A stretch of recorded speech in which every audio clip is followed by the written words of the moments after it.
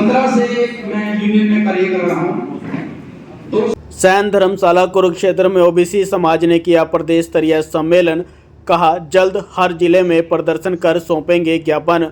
San धर्मशाला कुरुक्षेत्र में OBC समाज का प्रदेश स्तरीय सम्मेलन किया गया। इस ओबीसी समाज के प्रदेश स्तरीय सम्मेलन में हरियाणा से कई धर्मशालाओं के प्रधान, ओबीसी समाज के नेता और कर्मचारी शामिल हुए। बैठक में पहुंचे ओबीसी समाज के नेताओं ने इस मीटिंग में क्रीमी लेयर आरक्षण और जातीय जनगणना को लेकर चर्चा की। ओबीसी समाज के नेताओं ने कहा कि जो केंद्र सरकार ने ओबीसी समाज के लिए योजना बनाई है, हरियाणा सरकार उनको माने और ओबीसी समाज को राहत देने का काम करे। उन्होंने कहा कि हरियाणा के नए मुख्यमंत्री ओबीसी समाज के नैब सिंह सैनी बनाए गए हैं। उनसे ओबीसी समाज को बहुत आशा है और वह जल्द मुख्यमंत्री नैब सिंह सैनी से मिलेंगे और अपनी मांगें रखेंगे। अगर उनकी मांगें नहीं मानी गई तो जल्द हरियाणा के हर जिले में ओबीसी समाज के द्वारा प्रदर्शन किया जाएगा और ज्ञापन भी सौंपा जाएगा। ओबीसी पिछड़ों से मिलकर फाइट कर रहे हैं, क्या मुद्दे हैं बोले? सबसे पहले मैं मीडिया का आभार व्यक्त करता हूं कि जो आज ओबीसी का कुरुक्षेत्र में सम्मेलन हुआ है उसमें आप आए। मैं राजेश सैन, सैन एसोसिएशन कुरुक्षेत्र का प्रेसिडेंट हूं और ये जो प्रोग्राम किया गया है तो ओबीसी समाज में ये हमारे इस विषय पे किया गया कि हमारा जो क्रीमी लेयर है जिसके कारण हमारे बच्चों का एडमिशन नहीं हो पा रहा, हमारे बच्चों का बीसी का सर्टिफिकेट नहीं बन रहा। हम जो मुख्य उद्देश्य का ये था कि जो सरकार ने हमारे पास खट्टर साहब ने जो 6 लाख की हमारी क्रीमी लिमिट तय की है, जबकि सेंटर में 8 लाख है। सेंटर और हरियाणा में डिफरेंस ये हुआ कि सेंटर में जो 8 लाख की लिमिट है उसमें जो आय है वो एग्रीकल्चर की और सैलरी की उससे बाहर है, जबकि खट्टर साहब ने सुप्रीम कोर्ट में केस ओबीसी का जीतने के बाद उसको 8 से 6 लाख किया और उसमें भी सैलरी को इंक्लूड कर दिया। कहता है एवरी सोर्स ऑफ इनकम, कोई भी सोर्स जो इनकम है वो इसमें इंक्लूड कर दिया, जिसके कारण बीसी समाज के बच्चों के ना तो दाखिले हो पा रहे हैं और ना ही कि उनका बीसी का सर्टिफिकेट बन पा रहा है। और भी कोई मुद्दा है? कर्मचारी भी पहुंचे? कर्मचारियों का मुद्दा यह है क्योंकि कर्मचारियों के बच्चों का ही है। बीसी मतलब सरकार ये कह देती है कि सरकार ने बीसी को भी विभाजित करने के लिए 2 कैटेगरी बना दी गई है। कहते हैं कि एक तो 6 लाख से ऊपर, एक 6 लाख से नीचे वाली। अब सरकार से जब भी बात करते हैं वो ये कह देते हैं कि एक ही बात बोलती है कि अमीर बीसी का बच्चा नौकरी लगना चाहिए, गरीब का लगना चाहिए। नेचुरल है, हर कोई गरीब का बोलेगा, पर उस गरीब में ये तो देखो ना, जब हमारी सीटें वैकेंट रह जाती है, हमारा किसी भी कैटेगरी के बच्चे जो बीसी का है जिसकी इनकम 6 लाख से ज्यादा होगी, उसके बच्चे की सीट बीसी में पूरी की पूरी उसकी क्वालिफिकेशन होने के बाद उसको वो सीट से वंचित कर देते हैं और उस सीट को कन्वर्ट टू जनरल कैटेगरी कर देते हैं। और गरीब का जो बच्चा है जिसकी इनकम वो 1,80,000, जिनको 5 किलो राशन दे रहे हैं, उनके लिए ना तो सरकार ने आज तक इतनी सुविधाएं करी कि उसका बच्चा की पूरी MBBS या MBA IIT उनको फ्री ऑफ एजुकेशन दिया है। और वहाँ पर एजुकेशन नहीं, जो समाज कल्याण का एक सेंट्रल गवर्नमेंट की स्कीम होती है जिसमें गरीब पिछड़ा वर्ग का बच्चा भी अपनी अपर एजुकेशन तक फ्री ऑफ कॉस्ट होता है, पर वो हरियाणा में वो लागू नहीं है। बैठक में कोई फैसला लिया, निर्णय लिया, कोई आगामी कोई रणनीति है कि अभी हम ये चाह रहे हैं कि हम सीएम साहब को एक ज्ञापन देंगे सारे के सारे जिलों से कि बीसी के प्रतिनिधि मिलेंगे, उनसे मिलने का टाइम भी मांगे कि हमारी जो मांगे हैं कि मेन तो हमें जो क्रीमी लेयर की नोटिफिकेशन थी सेंटर के हिसाब से वो दी जाए, जो हरियाणा सरकार ने लागू किया उसको खत्म किया जाए। 27% आरक्षण हमारा ओबीसी का, चाहे वो ए और बी दोनों का मिला हो, वो हमें नौकरियों में फर्स्ट और सेकंड क्लास में दिया जाए। हमें COD में तो दे रहे हैं, पर फर्स्ट और सेकंड क्लास जो ए और बी क्लास है उसमें नहीं दे रहे हैं, हमें वो भी दिया जाए। हमें पंचायत से लेकर संसद तक पूरा 27% का रिजर्वेशन दिया जाए ताकि पिछड़ा वर्ग अपना विकास कर सके अपने बच्चों का। जबकि पता है कि पिछड़ा वर्ग एक स्किलफुल वर्ग है और सारा का सारा जो वोट बैंक है वो आज सरकार के साथ है, पर कहीं ऐसा ना हो कि पिछड़े वर्ग की अनदेखी की जाए और ये पिछड़ा वर्ग धीरे धीरे सरकार से छिटक जाए। और एक हमारा मुख्य मुद्दा है कि जातिगत जनगणना। अब कई लोग कहते हैं कि जातिगत जनगणना का क्या फायदा? अगर एक सिंपल सा एग्जांपल मैं देना चाहता हूं आप लोगों को, अगर किसी के घर में बारात आनी है और उसको ये ना बताया जाए कि बारात में कितने लोग आएंगे, वो कैसे इंतजाम करेंगे? ऐसे ही जब हमें ये पता लग जाएगा हमारी जनसंख्या पिछड़े वर्ग की 52% है, 55 है, 60 है, तो उस हिसाब से हमें उस रेशो में हमें हमारा प्रतिनिधित्व दिया जाए, हमें नौकरियों में उतना प्रतिनिधित्व दिया जाए, हमें संसद में उतना प्रतिनिधित्व दिया जाए। Thank you. मेरा नाम राजेश सैन। मैं आर्य कुरुक्षेत्र सैन एम्प्लॉयज एसोसिएशन का प्रेसिडेंट हूँ।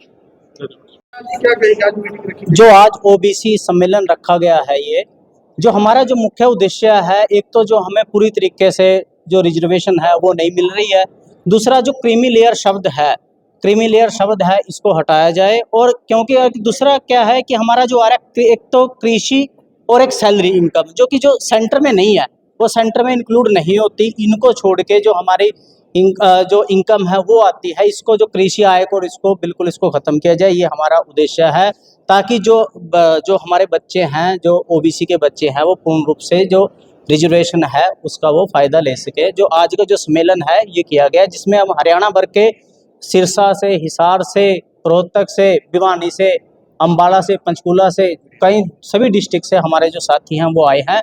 और आज हम बैठ के आगामी रणनीति पर चर्चा भी करेंगे कि आगे हमने क्या करना है, जो हमारी कानूनी जो लड़ाई है वो किस तरीके से लड़ी जा रही है और उसमें क्या क्या हम सहयोग कर सकते हैं। आज जो हमारा कर्मचारी वर्ग है वो इकट्ठा हो चुका है और हम सरकार से यही मांग करते हैं कि जो हमारी जो मांग है उसको पूरी तरीके से मानना जाए और सेंटर की तर्ज पर जो कार्य है वो किया जाए। हाँ, इसके लिए हम जल्दी ही जिला वाइज मुख्यमंत्री को ज्ञापन सौंपे जाएंगे, उसके बारे में कार्रवाई होगी। हाँ जी, और इसमें ओबीसी वर्ग के जितने भी समाज हैं, धर्मशालाओं के प्रतिनिधि हैं और जितने भी हमारे तकरीबन 40-42 जो जातियाँ आती हैं, वो सारी के सारे इसमें आज यहाँ पर इकट्ठी हुई हैं। उनके प्रतिनिधि अमरजीत पांचाल, कुरुक्षेत्र से। सम्मेलन ओबीसी रखा गया, क्या क्या निर्णय लिया? सर, इसमें हमने रखा है कि है ना, सेंटर में जैसे 8 लाख इनकम है, उसमें सैलरी और एग्रीकल्चर नहीं है, हरियाणा में ये जोड़ दी गई है। इसमें चपरासी भी इसमें क्रिमिनल में आ जाता है, उसके बच्चे वंचित रह जाते हैं। और एक और हम निवेदन करना चाहेंगे कि जो बीसी समाज में गरीबी रेखा से नीचे आते हैं, उनको जैसे 80 बच्चों को सुविधाएं दी जाती हैं छात्रवृत्ति की व अन्य दाखिले में और सर्विस में, तो वो भी दी जाए। और बीसी समाज का जो आयोग बनता है, उसका बीसी का जो आदमी है उसको अध्यक्ष नहीं बनाया जाता, जनरल का बना दिया जाता है। तो हम ये भी डिमांड करेंगे कि बीसी आयोग का जो है अध्यक्ष वो बीसी समाज से हो, ताकि हमारी सुनी जाए। अब आशा ये जगी है कि हमारे मुख्यमंत्री जी है ना, बीसी समाज से हैं और वो बीसी समाज की जो मांगे हैं उन पर जरूर ध्यान करेंगे। और जो हमारा 27% आरक्षण है क्लास 1 और क्लास 2 की नौकरियों में भी उसको पूरा दिया जाए और पंचायत से लेके संसद तक भी हमारे को 27% आरक्षण दिया जाए। और जो अब 33% महिलाओं का वो आ रहा है, तो उसमें भी बीसी की महिलाएं शामिल की जाए। सर धर्मवीर कश्यप। आज जो सम्मेलन किया गया इसमें क्या कुछ मुख्य विशेषता? पहले तो मैं आप मीडिया चैनल वालों का धन्यवाद करना चाहता हूं, जो आज पिछड़ा वर्ग समाज की मीटिंग को कवर करने के लिए आए हैं। और यहाँ है जो विशेष रूप से पिछले 75 साल से ओबीसी समाज की जो संविधान में दर्ज कानूनी हक अधिकार है, उसकी आज तक जो अवहेलना की गई है, उन मुद्दों को है जो समाज को, उन मुद्दों पर समाज को जागृत करने के लिए और सरकार को अविलंब उन मुद्दों पर है जो कार्रवाई करके पिछड़ा वर्ग समाज को उसके कानूनी हक अधिकार देने के लिए है जो उसको है जो सरकार को है जो सचेत किया जा रहा है। उसमें विशेष तौर पे है जो संविधान में जो दर्ज बातें हैं, बाबा साहेब डॉक्टर भीमराव अंबेडकर जी ने विशेष तौर पर संविधान के आर्टिकल 340 जिसके तहत है जो शिक्षा और सामाजिक तौर पर पिछड़े हुए लोगों के लिए है जो उनको है जो विकास करने के लिए, उनको आगे बढ़ने के लिए जो हक अधिकार दिए गए हैं, उससे संबंधित 12 मुद्दे हैं जो आज की मीटिंग में डिस्कस किए गए, जिनमें मुख्य तौर पे जो मुद्दे हैं उनमें ओबीसी समाज की जातिगत जनगणना की जाए, जो कि अंग्रेजों के ज़माने में 1931 तक होती रही थी, लेकिन स्वतंत्र भारत में है जो ओबीसी की जातिगत जनगणना है जो वो बंद की जा चुकी है। जबकि इस देश में हर साल है जो कुत्ते बिल्ले गधे घोड़ों की गिनती तो होती है, लेकिन ओबीसी समाज की है जो गिनती नहीं हो रही है, उसकी जनसंख्या की गिनती की जाए और फिर उसके अनुरूप सत्ता, संपत्ति और सम्मान में ओबीसी समाज को उसकी जनसंख्या के अनुपात में है जो उसका प्रतिनिधित्व दिया जाए, जो कि संविधान के मूल प्रस्ताव the preamble to the constitution के पॉइंट नंबर 1 के अनुसार सभी लोगों को इंसाफ देने की बात करता है, सामाजिक, आर्थिक, राजनीतिक इंसाफ देने की बात करता है। तो ये एजेंडा है जो ओबीसी समाज के लोगों को द प्रीएम्बल टू कॉन्स्टिट्यूशन के अनुसार है, जो उनकी बढ़ते हिस्से की सदा संपत्ति और सम्मान की हिस्सेदारी सरकार दे। इसके साथ ही है जो अन्य मुद्दों में है जो ग्रुप ABCD सभी वर्गों में है, जनसंख्या के अनुपात में है जो ओबीसी समाज को हिस्सेदारी मिले। इसके साथ ही है जो मेंबर पार्लियामेंट MP से लेकर पंचायत मेंबर तक है जो ओबीसी समाज को है जो जनसंख्या के अनुपात में हिस्सेदारी दी जाए। जैसे आर्टिकल 341 शेड्यूल कास्ट के लिए और आर्टिकल 342 शेड्यूल ट्राइब के लिए उनको है जो जनसंख्या के अनुपात में मेंबर पार्लियामेंट से लेकर पंचायत मेंबर तक हिस्सेदारी दी जाती है, उसी प्रकार ओबीसी समाज को भी है जो जनसंख्या के अनुपात में हिस्सेदारी दी जाए। हरियाणा के जो ज्वलंत मुद्दों में से जो 2 विशेष मुद्दे हैं, 2016 में मनोहर लाल खट्टर जी की अगुवाई वाली सरकार ने है जो ओबीसी के लिए है जो नया है जो क्रीमी लेयर का है जो क्राइटेरिया तय किया गया था, वो पूर्ण रूप से backward commission government of India के कायदे कानून के बिल्कुल उल्ट फैसला लिया हुआ है। और पिछले 8 साल से ओबीसी समाज के बच्चों का कहीं दाखला नहीं हो रहा, किसी को नौकरी में लेने के लिए है जो BCA का सर्टिफिकेट नहीं मिल रहा।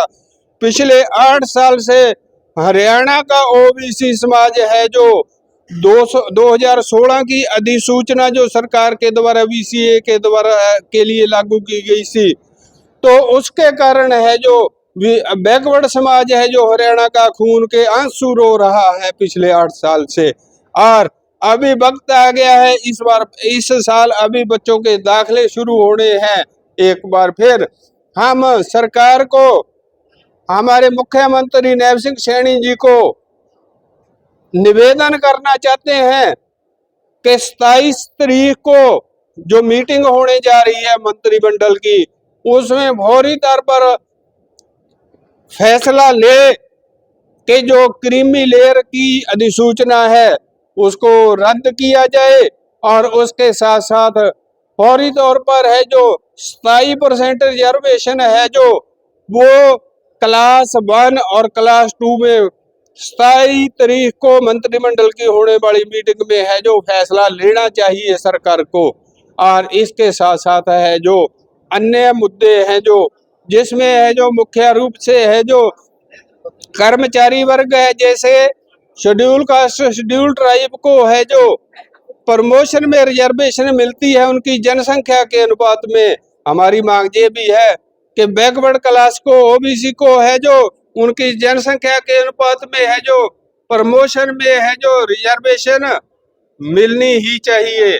और जो क्रीमी लेयर की कंडीशन है जो लगाई हुई है, केंद्र सरकार के द्वारा भी लगाई हुई है, उस क्रीमी लेयर की कंडीशन है जो वो संविधान के अनुरूप नहीं है, क्योंकि जो बैकवर्ड का पैमाना है वो दो पॉइंट के आधार पर तय होता है। बैकवर्ड क्लास कमीशन जो गवर्नमेंट ऑफ इंडिया का है उसने 2 पॉइंट का है जो 2 पॉइंट तय किए हैं कि वह आरक्षण है जो प्रतिनिधित्व विशेष रूप से जिन लोगों को मिलना है, वो लोग अगर शिक्षा में पिछड़े हुए हैं, अगर वो सामाजिक तौर पर पिछड़े हुए हैं। हरियाणा का बैकवर्ड समाज है जो शिक्षा में भी सामाजिक तौर पर भी पिछड़ा हुआ है और जो हमारे ऊपर है, जो क्रीमी लेयर की शर्त है, जो प्रदर्शन वगैरह भी कर सकते हैं, कुछ और भी करेंगे अगर बात नहीं मानी गई। फिलहाल हम है जो समाज को संगठित करने का काम कर रहे हैं। वक्त आने पर जो भी वक्त हमारे को है जो हमें है जो करने के लिए है जो अलाउ करेगा, हम सब कुछ करने के लिए तैयार हैं। मेरा नाम रविंदर सिंह है जी।